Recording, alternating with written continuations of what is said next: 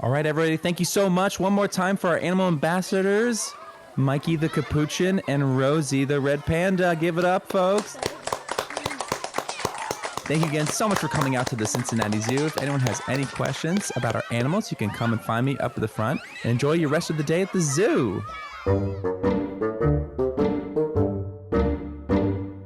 This is Kornfeld and Andrews, the radio plays. Episode 10, Rosie the Red Panda.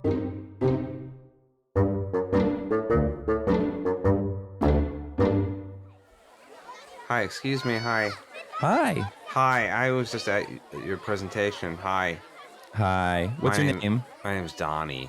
Hi, Donnie. How old are you? Hi, I am 8 years old, but Right. I'm closer to 9 years old. Great. But I can't say I'm 9 years old yet because it's not true. Oh, not yet. But I'm like closer to 9 than to, like 8 is done. And then 9 is on the horizon, is what it's what my mom says. Did you have any questions about the animals today? Yeah. So I just like, well, I have just a couple of questions. All right. One, a red panda is not really a panda, right? I was reading. Right, So I yeah. have a book that was saying that red pandas are not really pandas. So the name is a misnomer. Well, so yes and no. You said Brian? Donnie. Donnie, I'm so sorry. Sorry, long day. You must talk to a lot of kids. Oh, I do. I So can't. Donnie, I yes. can't imagine how many kids you have to talk to. I mean, I have to talk to a lot of kids, but that makes sense because I'm surrounded by kids. But even then, I only talk to like maybe 20 kids tops all day long, and I'm surrounded by kids. And you must talk to like hundreds of kids, maybe thousands of kids. Does that ever become too much for you to talk to thousands of kids? It's fun. Yeah. Donnie, you're right and you're wrong with your fun red panda fact. You're right in that it is not related to the giant panda, right? And so that's what your book is telling you, that the red pandas, they are more closely related to weasels, Or like a raccoon. right? It's like a raccoon. Or like a raccoon, or like a Right? wolverine. So like a raccoon and a weasel. But and a wolf. Donnie, but the original panda was the red panda. They were named first before the giant panda. What? So maybe it's the giant panda who's not really a panda if you think about it, right? I don't know. I'm sorry. Can you walk me through that?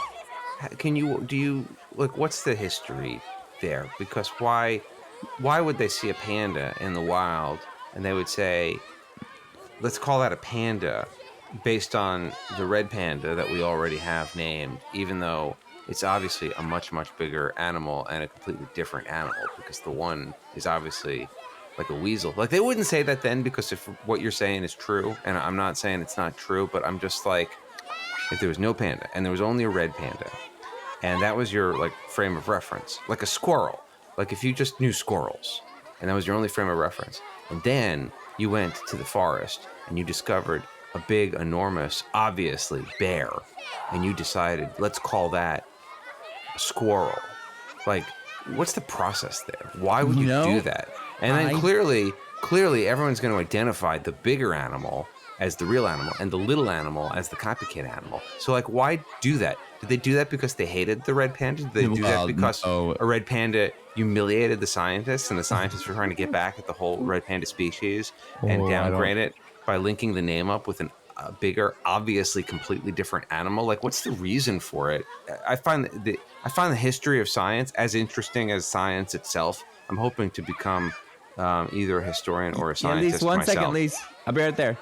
You know, Brian, excuse me, Donnie, I don't know.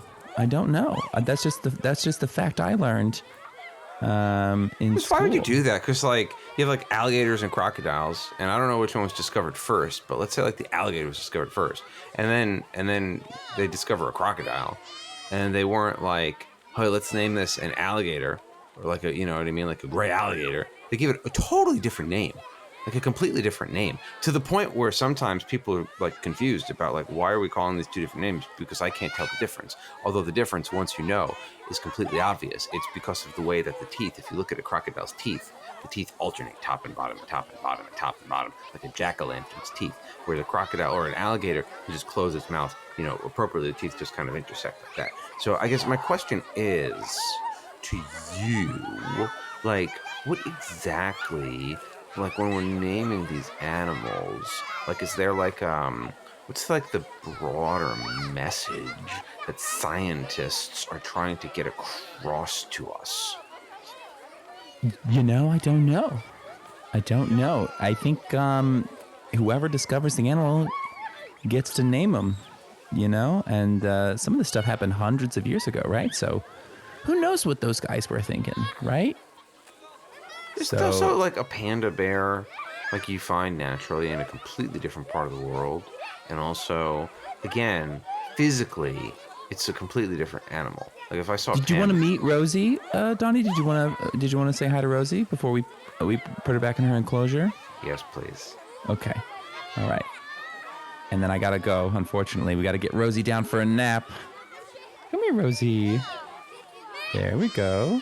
Hi, Rosie. Oh, you can tell she's a little sleepy. Hi, Rosie.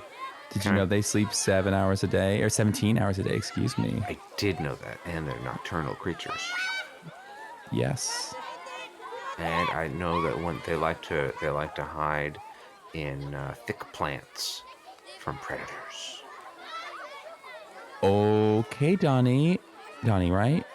Donnie, okay. Well, Rosie has to go down for a nap.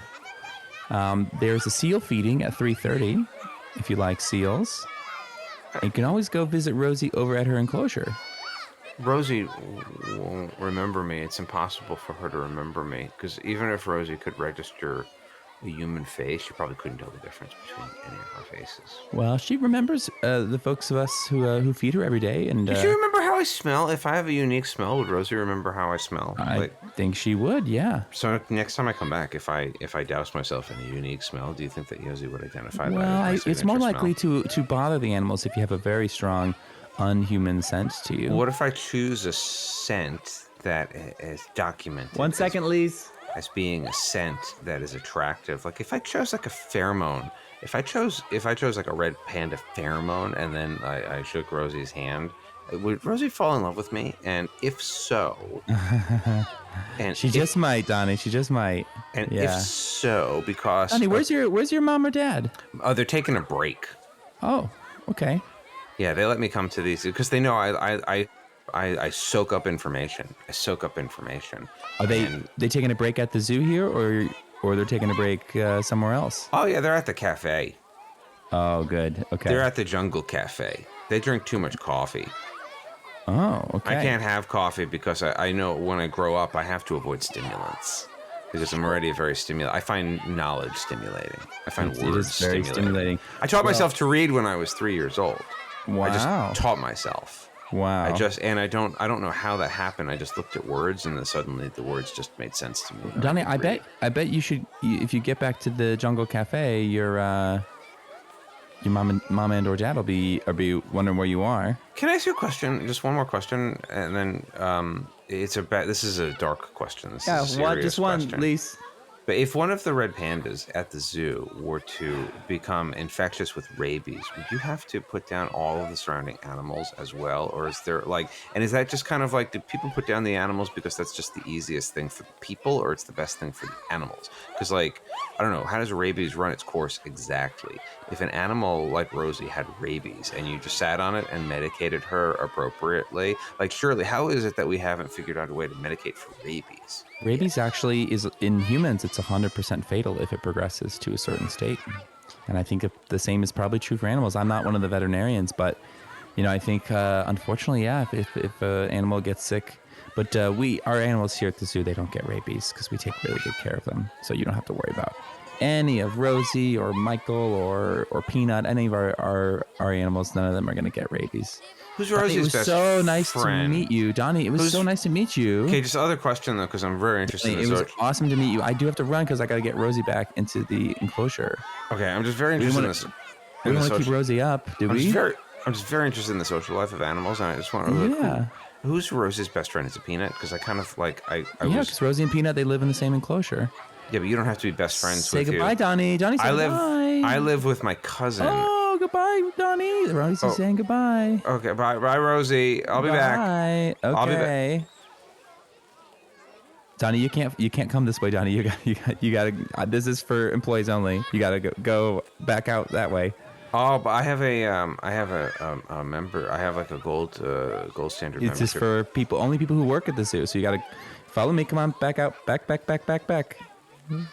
on, Donnie.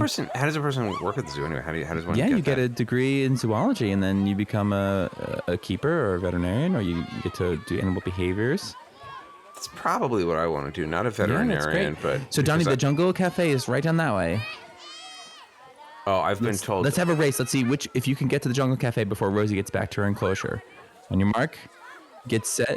I've been told not to go to the Jungle Cafe before 11:30. Okay. Well, so I have my watch right here. You'll notice it's not a digital watch. You'll notice it's a classic analog watch. And I gotta go, buddy. Okay. All right. So I stay right there. Said don't follow me. Well, okay, but I have to be around an adult. I'm not allowed to just wander by myself, per se. I don't count, Donnie. I'm not sure that I count. You can't follow me back into the enclosure. Why don't you go stand next to that family over there, and then you'll be near an adult. Okay. Okay? All right, thanks.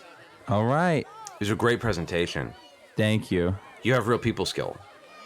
Thank you so much, Johnny. You make a room feel it. I could keep chatting about the zoo because I really do love the zoo and I would talk about it all day long, but I have to get Rosie back, unfortunately. Okay, well, what days do you work and what times do you work? Because, I mean, I'm here all the time. It was so nice to meet you, bud. Okay, because I have a gold membership. I can come back anytime. It doesn't cost me. It doesn't cost me or my parents any extra.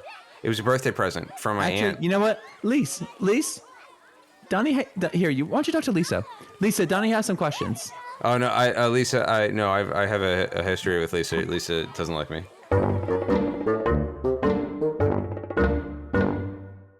Rosie the Red Panda was improvised by Lewis Kornfeld and Rick Andrews, and was produced by Lloydie James Lloyd.